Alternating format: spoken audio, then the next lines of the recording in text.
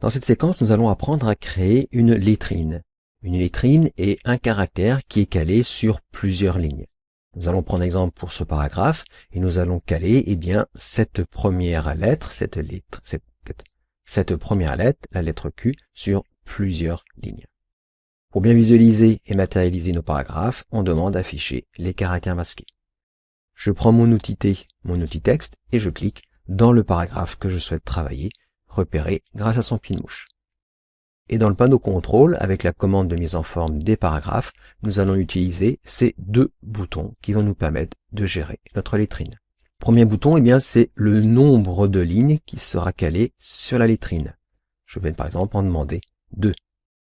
Deuxième bouton, c'est le nombre de caractères concernés par la lettrine. Par défaut, c'est 1, mais naturellement, vous pouvez en mettre plusieurs si besoin est.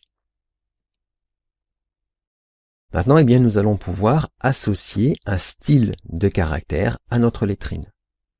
Dans le menu Fenêtre, Style, style de caractère, je vais créer un style de caractère.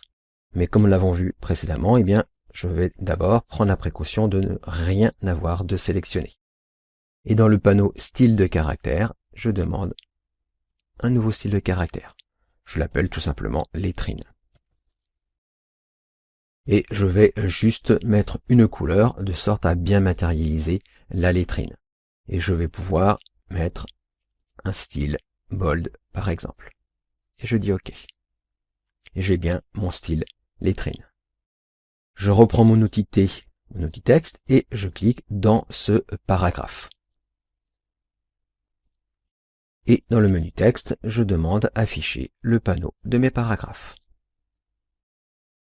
Et dans le menu des options de mon panneau des paragraphes, je vais demander lettrine et style imbriqué. Je coche l'option aperçue pour bien visualiser ce que je vais faire.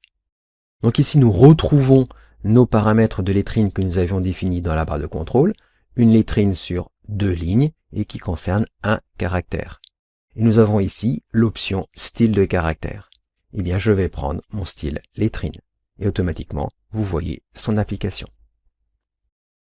En dessous, vous avez 2 options. Première option, c'est aligner sur le bord gauche. Si cette option est décochée, vous voyez qu'il y a un petit espace ici qui correspond à l'approche entre le bord gauche de notre bloc et la lettre de la lettrine. Je laisse cocher cette option aligner sur le bord gauche pour que ma lettrine soit bien calée sur le bord gauche. Enfin, si jamais vous avez des caractères comme la lettre Q ici, qui a un jambage important, éventuellement ce jambage peut prendre un petit peu de place sur la ligne inférieure.